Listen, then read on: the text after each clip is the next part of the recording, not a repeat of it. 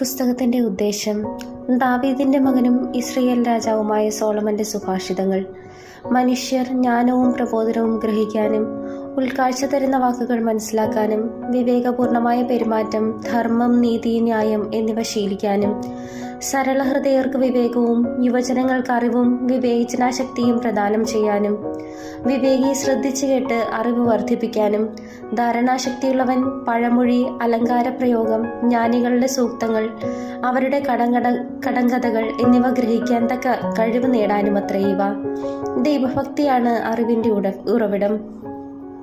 ഭോഷന്മാർ ജ്ഞാനത്തെയും പ്രബോധനത്തെയും പുച്ഛിക്കുന്നു. ദുഷ്ടസമ്പർക്കം വെടിയുക. മകനെ, നിന്റെ പിതാവിൻ്റെ പ്രബോധനം ചെവിക്കൊള്ളുക, മാതാവിൻ്റെ ഉപദേശം നിരസിക്കരുത്. അവ നിന്റെ ശിരസിന് ഹാരവും കഴുത്തിന് പതക്കങ്ങളുമത്രേ. മകനെ, പാപികളുടെ പ്രലോഭനത്തിന് വഴങ്ങരുത്. അവർ പറഞ്ഞേക്കാം, വരിക, പതിയിരുന്ന് കൊല ചെയ്യാം, നിഷ്കളങ്കരെ ക്രൂരമായി കുരുക്കിൽപ്പെടുത്താം. അവരെ പാതാളം എന്നതുപോലെ നമുക്ക് ജീവനോടെ വിഴുങ്ങാം. അവർ ഗർത്തത്തിൽ പതിക്കുന്നവരെ പോലെയാകും. വിലയേറിയ വിഭവങ്ങൾ നമുക്ക് ലഭിക്കും. കൊള്ള മുതൽ കൊണ്ട് നമുക്ക് വീട് നിറയ്ക്കാം. ഞങ്ങളോട് പങ്കുചേരുക, നമുക്കൊരു പണസഞ്ചി മാത്രം. മകനെ, നീ അവരുടെ വഴിയെ പോകരുത്. അവരുടെ മാർഗത്തിൽ നിന്ന് ഒഴിഞ്ഞു മാറുക. അവരുടെ പാദങ്ങൾ തിന്മയിലേക്ക് പായുന്നു.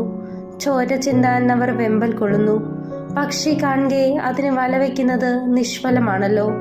ഇവർ പതിയിരിക്കുന്നത് സ്വന്തം രക്തത്തിന് വേണ്ടിയാണ്. സ്വന്തം ജീവനെ തന്നെ അവർ കെണിവെക്കുന്നു. ആക്രമണത്തിലൂടെ നേട്ടമുണ്ടാക്കുന്നവരുടെ എല്ലാം ഗതി ഇത് തന്നെയാണ്. അത് അവരുടെ ജീവനെ അപഹരിക്കുന്നു. ജ്ഞാനത്തിന്റെ ആഹ്വാനം. ജ്ഞാനം തെരുവിൽ നിന്ന് ഉച്ചത്തിൽ വിളിച്ചറിയിക്കുന്നു. ചന്തസ്ഥലങ്ങളിൽ അവൾ ഉദ്ഘോഷിക്കുന്നു.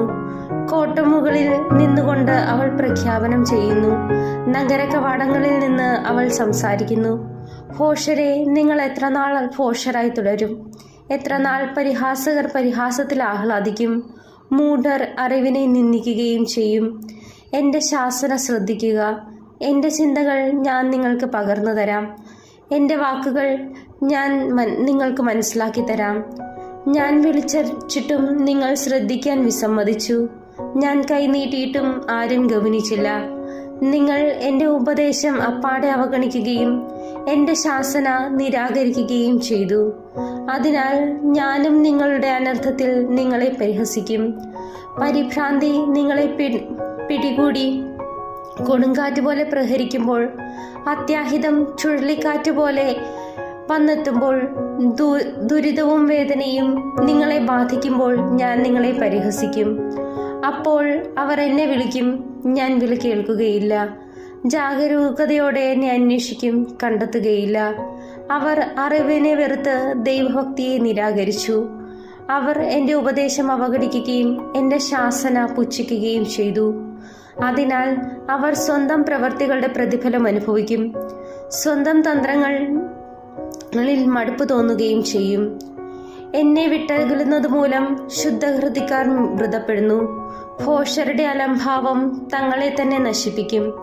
എന്നാൽ എൻ്റെ വാക്ക് ശ്രദ്ധിക്കുന്നവൻ സുരക്ഷിതനായിരിക്കും. അവൻ തിന്മയെ ഭയപ്പെടാതെ സ്വസ്ഥനായിരിക്കും.